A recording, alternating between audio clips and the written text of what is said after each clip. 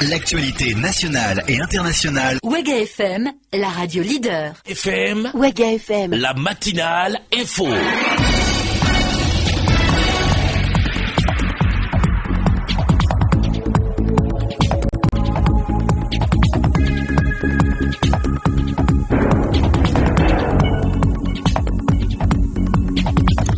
Encore un cas de braquage à main armée dans la localité de Djibo, dans la région du Sahel. Les faits se sont produits hier aux environs de 13h. 2 policiers non armés sont tombés dans l'embuscade tendue par les braqueurs qui ont ensuite enjambé la frontière malienne. Explication dans ce journal. Le syndicat des médecins du Burkina a battu le rappel de ses militants hier matin au ministère de la Santé. À l'occasion, une plateforme revendicative a été remise à qui des droits. Son contenu est à suivre dans ce journal. Pendant ce temps, il y a crise à la société des mines de Belaouro. Cette société minière qui exploite l'ordinateur dans le Sahel a momentanément suspendu sa production. Cela fait suite à la saisie le 7 octobre dernier de plus de 72 kg d'or à l'aéroport international de Ouagadougou. On en parle en détail avec le directeur général de la SMB, Saïdou Ide, est l'invité de ce journal sur Ouaga FM. Également à suivre dans cette édition les échos du CIAO 2016 ainsi que du 29e tour cycliste international du Faso.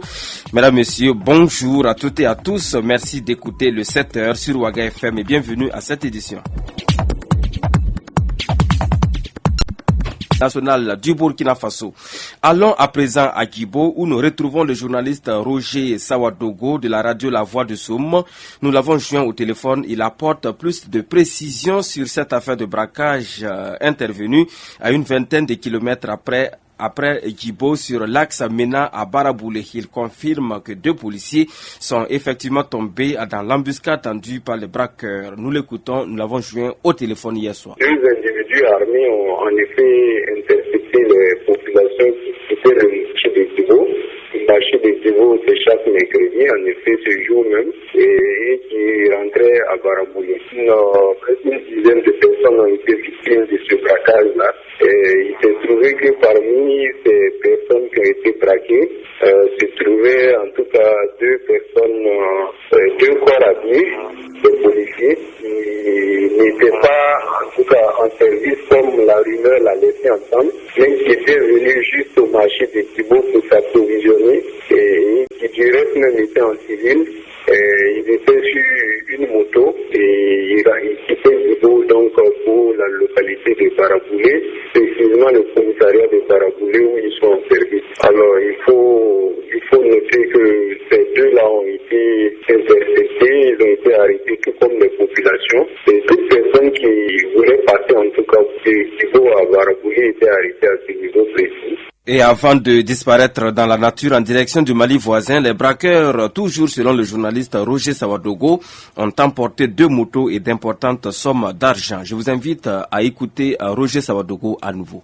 Alors, les braqueurs ont emporté 2 motos et chose surprenante, ils ont laissé leur engin sur place qui était d'une vitesse moindre que ce qu'ils ont dû supporter.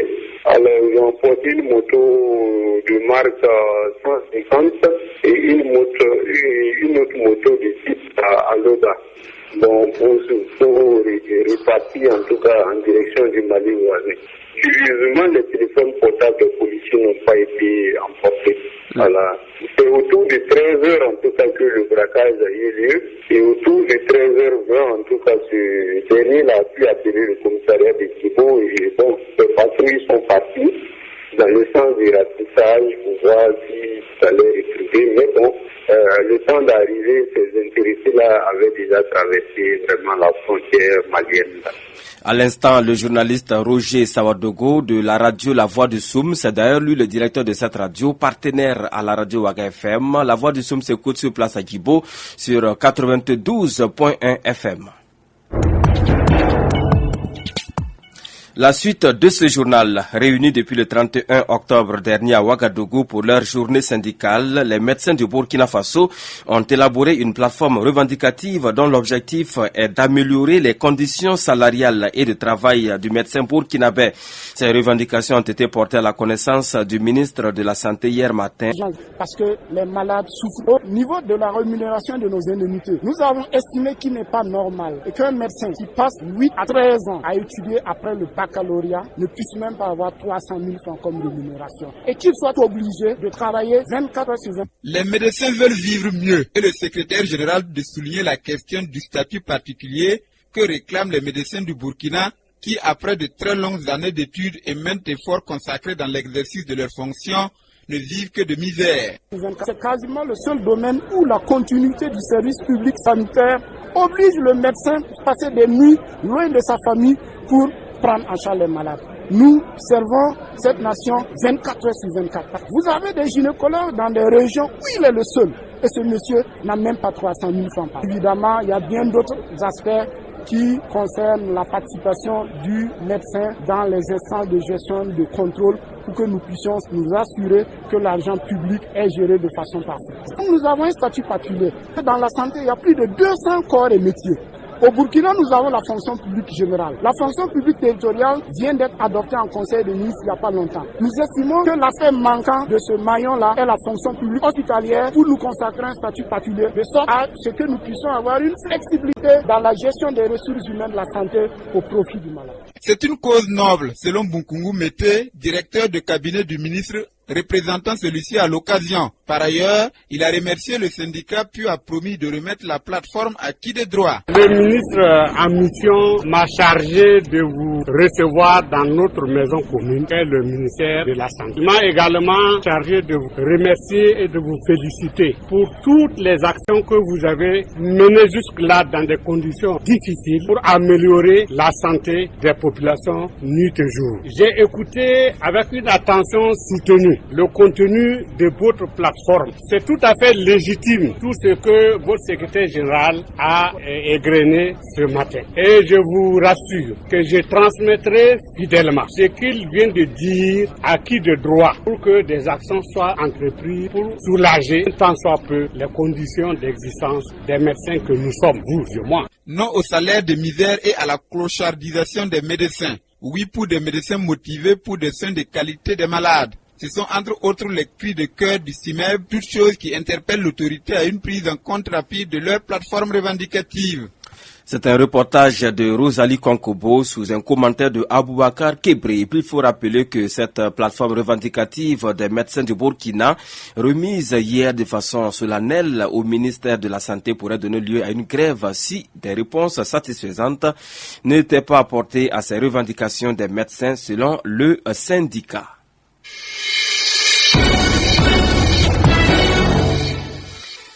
Le Moro Naba Banoko, empereur de Mossi, a reçu en audience hier mercredi 2 novembre 2016 une délégation du cadre d'expression démocratique CE2. Les échanges ont porté sur des questions d'actualité nationale et surtout l'épineuse question de réconciliation nationale entre Burkinabé. Le compte rendu est de Aimé Sawadougou.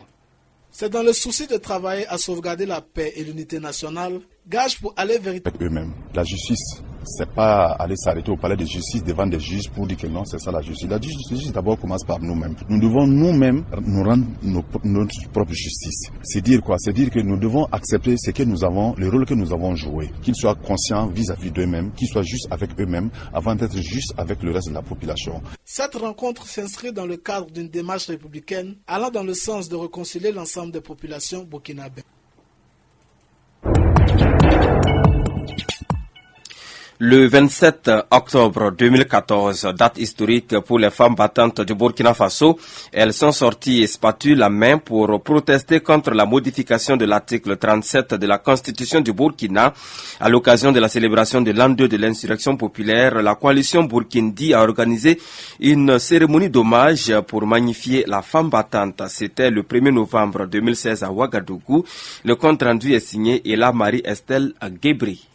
Le secrétaire général de la coalition Burkindi a indiqué que la cérémonie d'hommage est bien méritée pour le sacrifice consenti au nom de la liberté pour ces femmes qui ont battu le pavé le 27 octobre 2014. Seydou Steve Zampaligri. Parce que si les femmes n'avaient pas bravé l'autorité du maire de la commune, je pense que peut-être la désobéissance civile n'allait pas être suivie comme ça a été fait. C'est parce que les femmes sont sorties le 27 braver l'autorité communale que le 28 nous savons en fait certains ont pris le courage de sortir parce qu'ils ont vu que la femme a pu braver. Ils ont balisé le terrain ensemble. Donc ce qui veut dire pour nous tout est parti de là. C'était une obligation pour nous de magnifier cette femme-là, la femme burkinabé qui a pris le courage à deux mains d'affronter les forces de sécurité. Chacun de nous ici, soit sa femme, sa soeur ou bien sa maman, était là le 27 octobre. La paternité de l'insurrection populaire est revendiquée par plusieurs partis politiques. Safiatou Lopez clarifie en ces termes.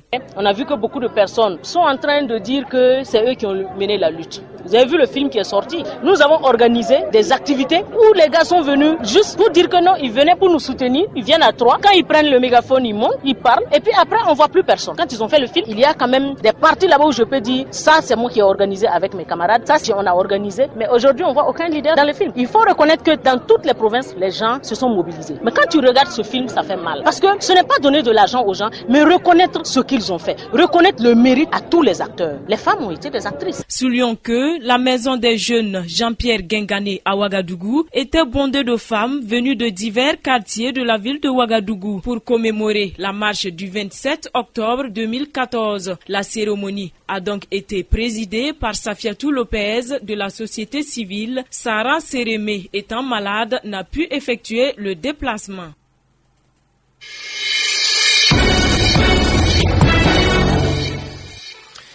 Page CIAO 2016 de cette édition du journal sur Ouaga FM. La biennale de l'artisanat africain bat son plein dans la capitale burkinabé.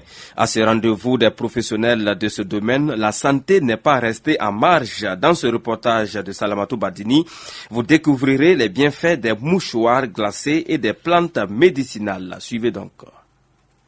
Choix glacé est un produit américain que promeut Yonye International, une structure ivoirienne. Les avantages de ce mouchoir avec Brigitte Bamouni. Nous présentons ici un élément très important pour le peuple burkinabé, appelé le mouchoir glacé. C'est un mouchoir fait à base de peau de chamois et des microfibres, c'est ce qui donne le glacé. Nous l'avons emmené en Côte d'Ivoire parce qu'on sait qu'ici fait vraiment chaud. Il dure 2 ans, il n'est pas jetable. On le lave, on le sèche. Il suffit de le remettre dans l'eau, automatiquement la fraîcheur y apparaît. C'est très bon pour la chaleur. C'est bon aussi pour les enfants qui font la migraine, la fièvre. Parlant d'enfants, eh bien, ceux qui sont en quête de progéniture, la solution se trouverait chez Maman Abisaba, promotrice de l'ONG Enfani. Nous aidons les couples en difficulté de procréation de la maternité, c'est-à-dire ceux qui souffrent de la stérilité consort, on les aide à avoir leur progéniture. C'est ce que nous faisons dans l'ONG Enfani. Nous sommes venus maintenant à CIAO pour faire la promotion de nos produits. Ces produits que vous voyez là ne sont rien d'autre que des produits naturels pour aider les couples en difficulté à avoir leurs enfants, leurs fruits d'amour. Nous traitons la stérilité quand même sous toutes ses formes. Encore, nous sommes au stand D22. Pavillon Kilimandjaro. Rappelons que le CIAO referme ses portes ce 6 novembre 2016. Les infos sur Ouaga FM, la page sport. Sport, cyclisme, la 6e étape de la 29e édition du Tour cycliste international du Faso a été courue hier mercredi entre Pa et Bobo Dioulasso. Le Burkina Faso est à nouveau propriétaire du maillot jaune du Tour. À mi-parcours, les organisateurs tirent un bilan positif, nous rapporte Franck Aristide Jefa qui est sur le Tour du Faso.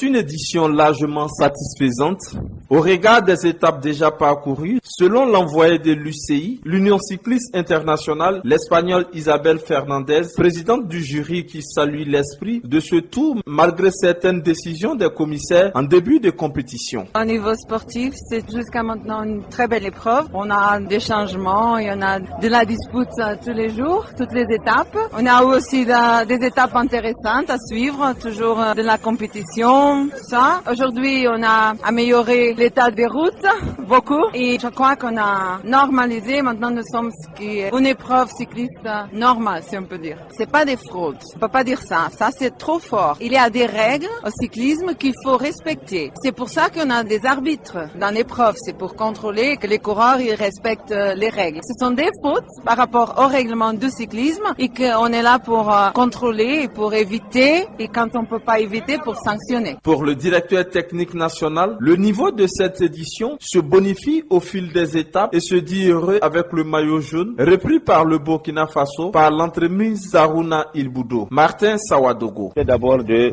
conserver les acquis au niveau des 5 étapes passées et mieux les améliorer. Créer s'il y a une opportunité que réellement ceux qui étaient dans le temps, tels que Bamongo, Saïdou ou Ilboudo Aruna, puissent aller au charbon et essayer de conquérir le maillot jaune. Et ces consignes ont été respectées avec Ilboudo Aruna qui est parti à la bonne heure avec l'échappée. Voilà que son temps, au moins de 2 secondes, il a au moins le maillot jaune. Pour le moment, sentiment de satisfaction, puisque le plus lourd reste à faire, à savoir la conservation du maillot. Je suis très satisfait dans le travail collectif et tactique. Je ne peux qu'être satisfait comme le peuple burkinabé, mais toujours soucieux et concentré pour les 4 étapes à venir. Quant au directeur de la course, Laurent Bezo, il se dit que de meilleures conditions sont réunies pour assurer une très belle compétition, notamment les étapes à venir. Un bon niveau avec une course très animée. On a pratiquement un changement de leader chaque jour. On a eu un Français, on a eu un Érythréen, on a eu Mathias Sorgo, un Érythréen qui portait le maillot de leader et à nouveau un Burkinabé avec Aruna Ilboudo. Donc on a une course de mouvement, ça change tous les jours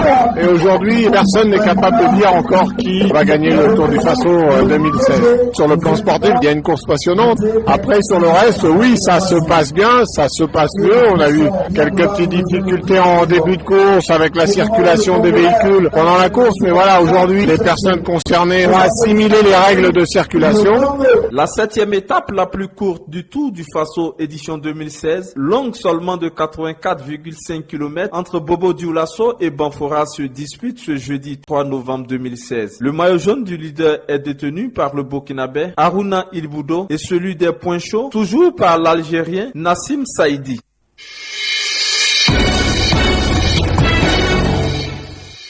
Sport toujours, football à présent, c'est en principe aujourd'hui que le verdict du recours du candidat Amadou Traoré sera rendu.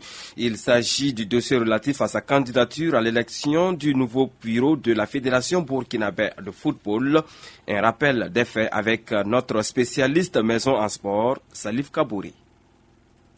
Le dossier invalidé du candidat Amadou Traoré porte 2 handicaps. Il y a d'abord la photocopie légalisée de longue date invalide et le dossier du candidat Lassina Paris. La commission de validation, pilotée par l'ancien président de la Fédération burkinabé de football et président du comité d'organisation de la CAN 98, Souley Mohamed, assisté par des magistrats, ont décelé ces irrégularités, disent-ils, contraires au texte en vigueur. Si cela est arrivé, c'est peut-être la rapidité avec laquelle le dossier du candidat Traoré a été monté par son camp. Rapidité parce que Amadou Traoré n'avait pas l'ambition de se porter candidat, mais la pression de ses lieutenants lui aurait fait fléchir. Dans un concours, nous disait un observateur, pas très passionné du football, si votre dossier ne respecte pas les règles, vous n'aurez même pas le temps de le revoir, encore moins chercher à le reconstituer. C'est dans ce contexte donc que les juges vont statuer aujourd'hui. Dans un autre angle, le camp Traoré conteste le dossier de Mathias Tia sur la liste du candidat sortant. Et c'est ce mandat, signé par le président par intérim de l'ASFA Yenega, qui pose problème. La délégation de pouvoir est-elle une faute dans l'administration? Les juges certainement donneront la réponse. En tout cas, l'ASFA Yenega aurait, à l'unanimité, fait bloc autour du candidat Sangaré. Dans un pays où l'incivisme est combattu au premier chef par les plus hautes autorités, il est de bon ton que le droit soit dit en de pareilles circonstances. Bref, les candidats poursuivent leur campagne et tout le mal qu'on peut leur souhaiter est que le plus convaincant et organisé sorte victorieux de cette élection. À noter que l'élection a lieu en principe dans 7 jours, le 10 novembre prochain à Koudougou. Merci Salif Kabouri pour ces précisions. À présent, place à l'invité de ce journal. Waga FM, l'invité du journal. Je vous l'annonçais en titre de cette édition, les machines sont à l'arrêt sur la mine d'Ordinata exploitée par la Société des mines de Bilaouro. Cela fait suite à la saisie le 7 octobre dernier de 72 kg d'or à l'aéroport international de Ouagadougou et appartenant à la SMB. La direction générale de la société était face à la presse dans l'après-midi d'hier mercredi 2 novembre 2016.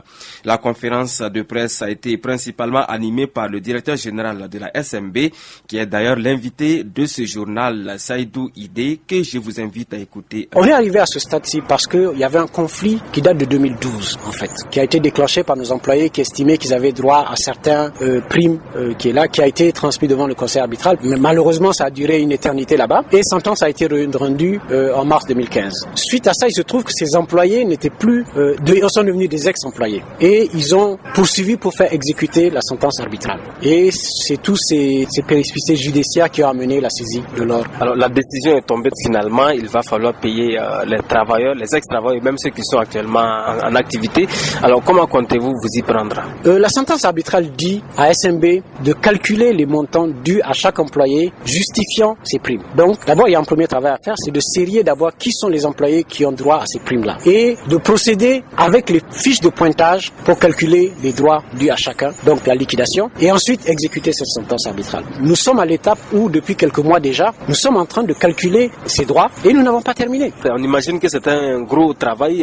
Est-ce que vous avez une idée de quand ça pourrait finir? Écoutez, on fait du mieux possible. Il y a à peu près 140 000 fiches, 139 000 fiches de temps à éplucher, individu par individu. Nous essayons de faire le plus rapidement possible parce que le juge, lorsqu'il a ordonné l'exécution, a mis des astreintes de 100 000 francs CFA par jour. Donc nous n'avons aucun intérêt de traîner sur cette histoire. Donc on essaie de faire diligence pour arriver.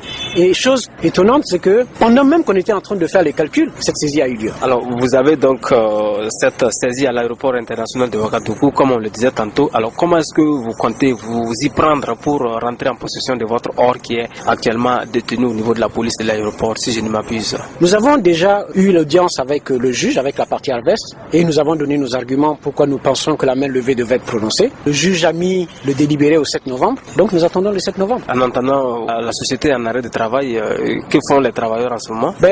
Oui, la société est en arrêt de travail et malheureusement nous avons été obligés de mettre la quasi-totalité des employés en chômage technique. Ça me fait beaucoup de peine. C'est quoi les conséquences d'un tel arrêt? Les conséquences d'un tel arrêt, le coût pour SMB est énorme. Déjà qu'on avait des difficultés financières, arrêté pendant quasiment un mois maintenant, puisque la saisie a eu lieu le 7 octobre, on n'a pas produit depuis.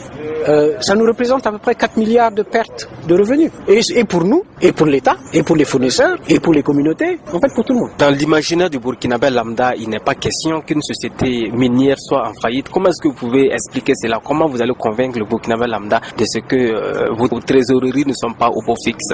Vous savez, c'est ça toute la difficulté qu'on a avec les sociétés minières, c'est que les gens pensent que les mines ont énormément d'argent. Je vais vous donner un exemple. Au niveau de la SMB, les gens regardent plus le chiffre d'affaires que de regarder qu'est-ce que ça coûte pour faire tourner une mine. Au niveau de la mine, nous consommons à peu près 2 millions de litres de gasoil par mois. Ça fait près d'1 milliard de francs CFA par mois, rien que pour le gasoil. Vous incluez les intrants qu'on est tous obligés de faire venir, que ce soit la chaux, que ce soit le cyanure, que ce soit les boulets, etc. Tous ces trucs ont un coût réel qui est là. SMB était dans une situation compliquée parce que nous avons un minerai qui a été beaucoup plus difficile à traiter que nous l'avons imaginé. Nos prévisions de recettes ont été faites sur la base d'un taux de récupération de l'ordre autour de 90 à 95%.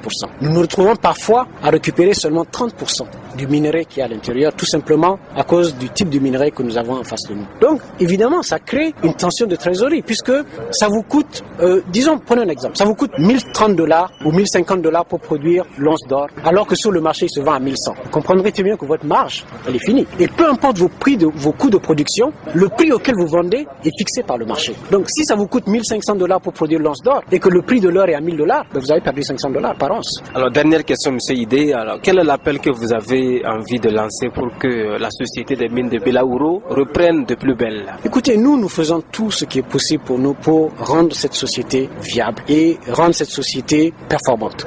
Nous avons commencé à le faire. Nous avons eu des dialogues avec nos employés, les employés conscients de la situation qu'il y a, et nous tous employés, parce que je suis employé de SMB aussi, nous avons accepté une diminution de 10% de le salaire chacun de nous, pour s'assurer qu'on mette la chance de notre côté pour réussir. Et nous nous battons pour ça. Donc, nous allons tout faire pour essayer de sortir de cette situation. Vous savez, nous avons vécu des moments pires que ça. Nous nous sommes relevés. Monsieur Saïdou Idé, je vous remercie. Merci beaucoup de m'avoir reçu. À l'instant, Monsieur Saïdou Idé, il est le directeur général de la Société des mines de Bilaouro. Il s'exprimait sur cette crise financière à la SMB qui aboutit donc à la fermeture de cette mine, une fermeture momentanée, à cela s'entend. Mesdames, Messieurs, c'est tout pour ce journal de 7 heures sur la radio de toutes les générations. Merci de votre fidélité à nos programmes.